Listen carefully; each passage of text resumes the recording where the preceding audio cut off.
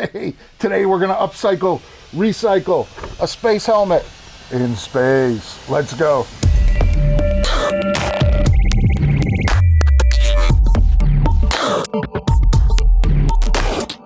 Hey, how's it going? Anthony Ferraro here at createscifi. Well, today I want to do an upcycle, recycle of an old prop, making a new prop, so I don't have to spend any money. But before we get started, we are sponsored today by Shirt Clown. Check this out. So there'll be a link in the description below, and they're giving us a discount code. So check out these shirts. They're really cool. And all of the stuff over there. So cool that Shirt Clown made these shirts for us. And they got a lot of cool shirts over there at Shirt Clown. So be sure to check them out. So yeah, I have this helmet. This was in the first thing that I ever shot. And then I repurposed that again, painted it this color for another project, which I think this got cut from, but it didn't matter because I didn't spend any money on it. And now I'm working on a new short film where I'm slowly chipping away, what I always talk about, how it's just in the background. That's how I say it's no money. People always get crazy when I say it's no money. They're like, but it costs, I'm talking in context, right? So it's like, I don't have a budget, but I got this helmet, so I'm gonna make this, put it aside. I'm working on a laser console, like with the laser cutter. That's a bigger project. That's why I'm taking a break and doing this. But anyway, that was a long way to say we're gonna redo this helmet. Pretty good, right? So again, so this is just to be like a little background thing, little detail piece. Nobody's gonna wear this. So I think we can have a lot of fun with it and probably do it as like a one-day build. So let's go. All right, getting into it. So the first thing I need to do is measure this cutout so that we could see the actor's face. From the last time that I used this, I cut out the bottom. Now I want to use some 3D modeling. I want to put a piece in there. Now I need to be crystal clear on this right now. So Tinkercad, you know, you don't have to do this. You can do it with scrap plastic or whatever. But when I'm modeling this, like I'm modeling this from scratch, but please be aware that those measurements that I took, I'm just winging it, right? And I want you to pay special attention to the orientation right there, right? So this looks cool. It's customized. It has the insignia that's a part of the character's costume, and you'll see it in the background. And you see that piece came up pretty good. But again, like, I'm not like a professional 3D modeler. So right now, actually, that's printing, and I'm just cleaning this up. This has been hanging on a nail in my rafters for probably 3 or 4 years, right? So don't throw stuff out. So while that's printing, I'm going to need some greeblies, and my favorite greeblies are these Evil Ted ones. So resin is another thing. I mean, resin's really, you don't have to be afraid of it. It's like, it's 2 parts, A and B, equal parts. If you're doing like little things like this, you can get these kits at like hobby shops. I live in Los Angeles, so there's actually some stores, Reynolds, where you can get like professional ones. But you know, for little things like this, I like just to do like a simple resin pour. There I'm just making it white, so that way it'll be neutral. I can paint in any color. And Evil Ted used to have these molds at Michelle's. And I used to use them anytime I had extra resin. It's perfect. You pour it off in these molds. But now I use these greeblies so much. They're so cool. Big shout out to Evil Ted. That now when I run out of them, I just make more because I know I'm going to use them, especially with helmets. They're like very cool for that. So now I'm just taking off the shield because it's in the way, and I'm going to do something with that later. This is not going to be a helmet that somebody wears. This is going to be like sort of on a workbench, as if the actor is like, this is like a to-do project. So now see this piece, notice the orientation. So again, I don't want to mislead anybody. I was totally winging it when I was measuring. And I was just like, well, let's see what happens and I'll deal with it. So luckily, because that insignia, that little logo, looks the same upside down, forward, right, left, I was able to take the piece that I made and put it in upside down and it fit, right? So it's always like, by the seat of your pants. But I always like to be clear with you guys about that, because it's not like I'm like, okay, let me do these measurements and get my calipers out. And it's never about that. It's just more about crafts, right? We're crafting. We're taking two things that shouldn't be stuck together, and we're sticking them together, right? So you have to persuade them. But now, as is the case, I would say 90% of the time, it always looks better than what you had imagined, as long as you sort of had a target to aim for, and then you're making adjustments as you go along, because then the piece usually communicates to you what it wants to be, what it wants to do, rather than you imposing your views on the piece. That sounded a little heady, but you get the idea. You see where I'm coming from. Like, it worked out fine. And I think if I tried to be precise, I would be more disappointed. But I knew it was like, okay, we'll figure it out, And I watch like a lot of car restoration videos, and these guys take car bodies and they put them on like a modern chassis, like a 65 Mustang that's all beat up, and they put it on like a Toyota chassis. And it always looks cool, but it's just all about, you got to finagle it, right? And then, speak of the devil, hot glue. like I said, because this is a prop set piece, hot glue was the best way to go about this. So as that sets, let me get rid of these. Oh, wait a second. What's that? I wrote a book. Did I tell you that I wrote a book? It's actually about this process where I'm making stuff when I don't have a budget for film yet, but I'm trying to keep the momentum going. So there's a link below. Check out my book. All right, so now we have the greeblies. And like I said, they're just so good for helmets. So this one is going to fill up that spot. And again, broken record, if this was a helmet that I figured somebody was going to be wearing, well, then I would take a little more time to finesse it and have like tighter tolerances. But again, this is just a visual silhouette thing, and I think this is going to be just fine. So here I'm just sanding up the bottom, toothing up the bottom, so that we can get some good adhesion with the hot glue. And also too, with the hot glue, it's just nice plastic on plastic like this, I just hold it for a minute. It's good, clamp it to be extra sure, and then I can move on, right? It's rapid. It's not a hero helmet, so the name of the game here is spend less time, because even though there's a zero budget on this, the money is my time. So the same thing here. So this is a quick and dirty way to fill up these screw holes. Typically, I would do this with Bondo, but again, if it was a hero prop, right, that it's going to be our main lead character and it's their helmet, but it's not that, right? So just by putting the hot glue in there and then some super glue on the seams, I'll be able to sand that down, and it's going to be great for our purposes. And then also too, if you're just a hobbyist and you don't have a lot of money, or you're just like doing a weekend project, or like me, you have no budget for a film, the hot glue works fine. You could use super glue and baby powder, super glue and baking soda. I've done all those things on this channel. And then, much like the Bondo, try to scrape off the excess while it's still curing instead of when it's hardened. And then now I got usually I do 220 on this. I just happen to have some 240. Again, this is a budget thing, so I looked down in my basket. That's what I had, so that's what we work with. And I'm trying to do that a lot more these days, especially with inflation. I can't believe I was never the kind of person to talk about inflation, but yeah, it's hurting. So I tend to be less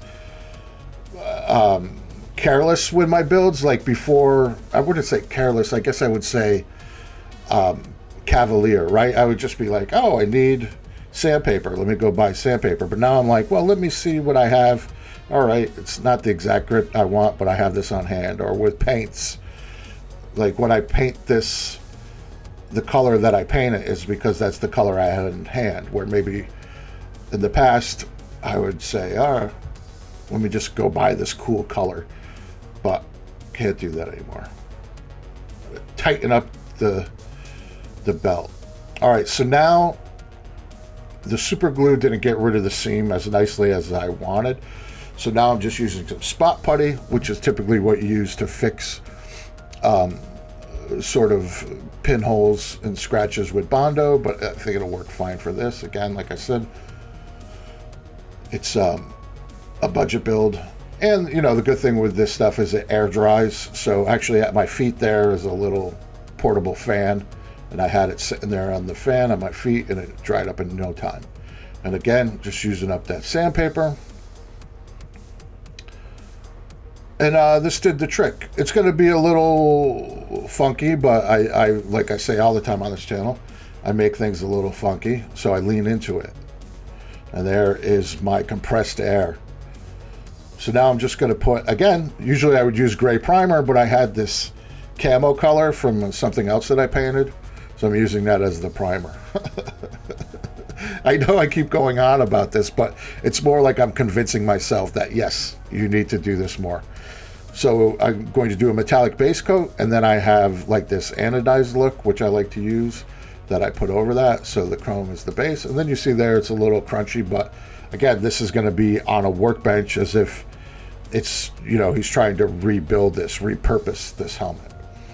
So here's a trick that I use a lot. And what this is, so this is like, it looks like the way that it's injected molding, that this is supposed to be like a collar or like a neck piece. So what I'm going to do is I'm going to mask this off, and then I'm going to paint this bottom half with Plastidip, right? Or, you know, more commonly truck bed liner. And what I like about doing that, because this is a film set prop, while you could just paint it with black spray paint, there's something about the truck bed liner that you'll see once I paint it. There's something subconsciously in your head, like it doesn't reflect like paint, right? So you know, you kind of just know, and you don't think about it, that, oh, that's like a rubberized thing. And I don't know for sure, but my best guess is because it's rubber, you know, it has like a rubberized texture to it. It reflects light in a different way. So yeah, so this I'm doing in the shop. I'm not good about showing this all the time, but I do have a respirator on. Sometimes I show putting it on, sometimes I don't. But I always do. So now I'm demasking this right away, because I've noticed with the Plastidip, when I want to do tape lines like this, if I let it cure too much, it'll tend to stick to the tape and I won't get a nice clean line. But see that, right? So I don't know, it just looks different to me than if that was black spray paint. It's kind of, I guess, because it kind of looks like tire rubber, maybe. So now I'm going to do a dry brush.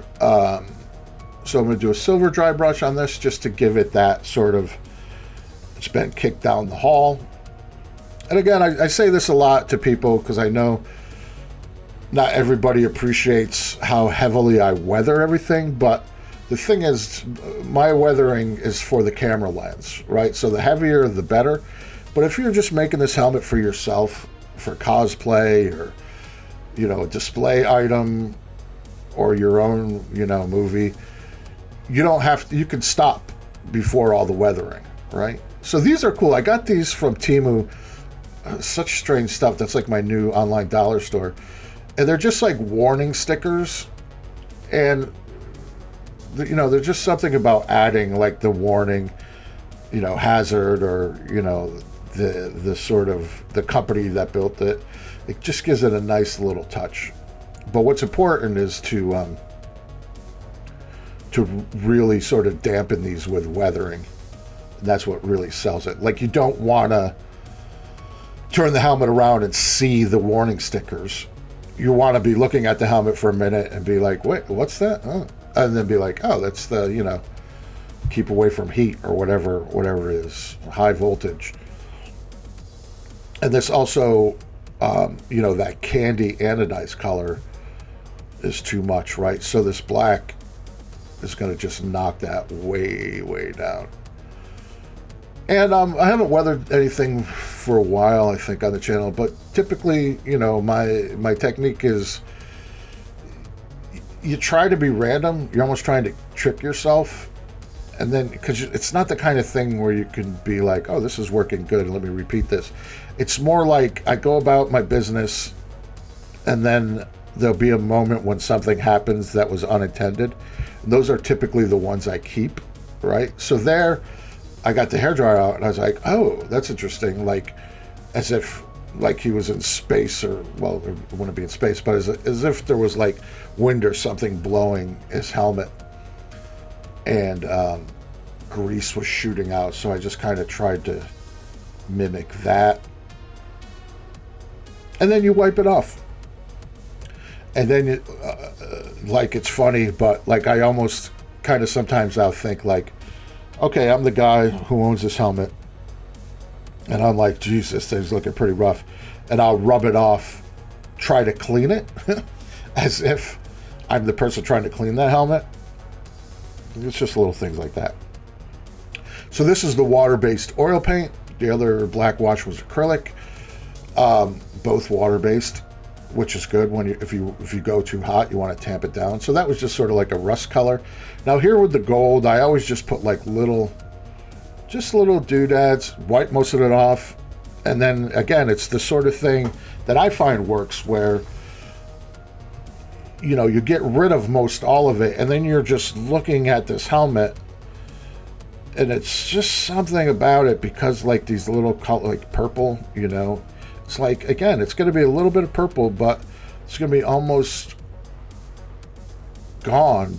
But it does something, I feel, to the camera lens, to the sensors, where it just kind of kicks it just a little different, gives it a little more, I want to say warm, but like lived in. And then I can't help myself, I always got to do the bloody hand. So the bloody hand, if you've never seen me do it before, it's just my idea of like, this person is in battle.